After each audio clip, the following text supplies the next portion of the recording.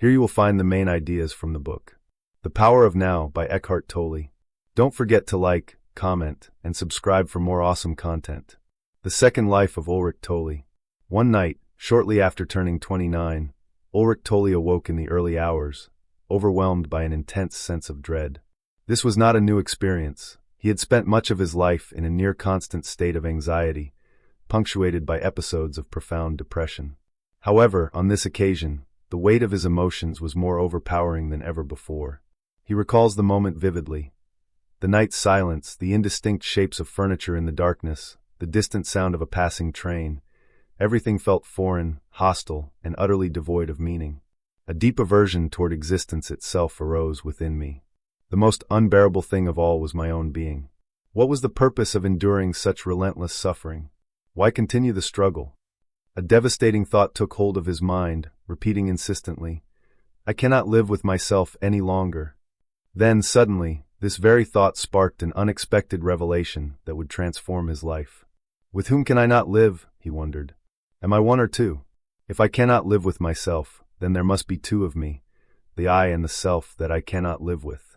A realization followed. Perhaps only one of them is real. With no immediate answer, his mind entered a state of stillness, drawing him into an inexplicable inner void, a vortex of unimaginable energy. At the time, he had no way of comprehending what was happening. However, when daylight came, he awoke to an overwhelming sense of clarity and wonder. Tears streamed down his face as he grasped a profound truth. Existence held a depth beyond anything he had previously understood. Everything was fresh and pristine, as if it had just come into being, he later recalled. It felt as though his past self, weighed down by suffering, had dissolved entirely. What remained was a presence filled with deep peace and contentment. Liberating yourself from the mind. For months, this unshakable tranquility remained with Ulrich as he observed life unfolding around him.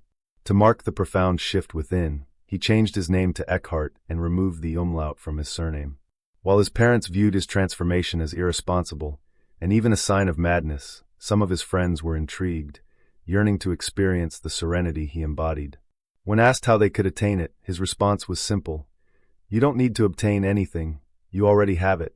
You just can't sense it because your mind is too noisy. The first step toward enlightenment, he explained, is freeing oneself from this mental noise. This relentless stream of thoughts prevents you from accessing the inner stillness that is inseparable from being, Tolle writes. It also constructs a false identity, a mind-created self, that generates fear and suffering. This was the second self in Tolle's pivotal question, the one he had felt unable to live with. In truth, no one can. We are held captive by our thoughts, mistakenly believing that thinking more will free us from them. René Descartes' famous declaration, "I think, therefore I am," is, according to Tolle, a fundamental misinterpretation of existence. Thinking is not an expression of being, but rather a barrier to it. Our true nature is an experience of unity with being, but thoughts create an artificial identity, severing our connection to the eternal and unchanging I, while binding us to a mind-made self that breeds fear and distress. Enlightenment, Tolle explains, is a state of wholeness, a sense of oneness that brings peace. In contrast, thinking fragments our experience, leading to internal conflict. To end this struggle, one must detach from identification with the mind and its relentless stream of thoughts. Instead of becoming a victim of the mind, learn to observe it. Rather than being consumed by thoughts, step back and witness them as though watching a film. When immersed in a horror movie, the fear is real, yet as a spectator, there is a comfortable distance from the events on screen. By shifting from participant to observer, thoughts lose their power. This space, this separation between you and your thoughts, is where enlightenment begins to emerge, tapping into the power of now. By becoming an observer of your thoughts, you will notice occasional pauses in the mental flow, gaps in which you are aware not only of your thoughts but also of yourself as their witness. Tolle describes these moments as gaps of the no mind, meaning consciousness free from thought. Even brief encounters with this state bring inner stillness and a deep sense of being. Moreover, as many artists know, true creativity stems from this stillness. The thinking mind merely shapes the insights that arise from silence. This is because true existence happens in the present moment. Thinking often detaches us from reality, as our thoughts are typically preoccupied with the past or future. Some of the most beautiful experiences in life occur when we are fully immersed in the now, without mental commentary. Consider the experience of a kiss. If you are analyzing technique while kissing someone, you miss the depth of the moment. Unfortunately, most of life is spent caught up in the past or future, forgetting that the only real moment is now. Have you ever experienced, done, thought, or felt anything outside the now? Tolle asks, do you think you ever will? Is it possible for anything to exist outside the now? The answer is clear, no. This is not mystical speculation, but an observable truth. The past and future have no independent reality. Like the moon reflecting sunlight, they merely echo the present moment. The past is only a memory of a former now, while the future is a mental projection of an imagined now. They hold power over us only because we allow them to through our thoughts.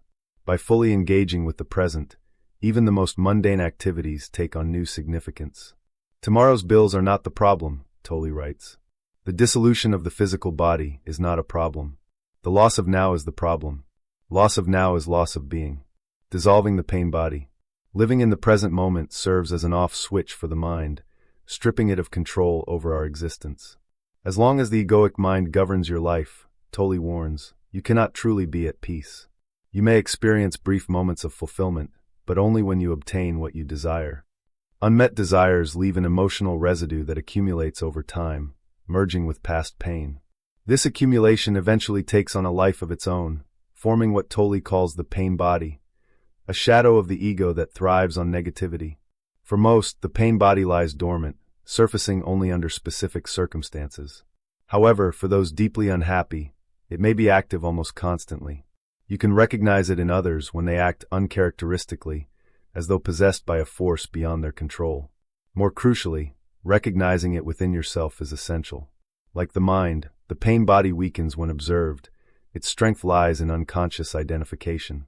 The pain body may seem like a formidable monster, Tolle assures, but it is merely a phantom that cannot withstand the light of your presence. Buddha defined enlightenment as the end of suffering. Similarly, Tolle discovered that suffering ceases when one fully inhabits the present moment. Neither the past nor the future can persist in the now, and they are the roots of most suffering. If the present moment seems intolerable, there are three choices: remove yourself from the situation, change it, or accept it completely. True responsibility for one's life begins with making that decision today and embracing its consequences. Final thoughts. The Power of Now was not an instant success upon its release in 1997. However, when republished 2 years later and endorsed by figures like Oprah Winfrey, it became a global phenomenon. Blending psychology and spirituality, Tolle presents timeless wisdom in a way that resonates across cultures and generations. Perhaps it will resonate with you too. I hope you enjoyed the content. A big hug, and see you next time.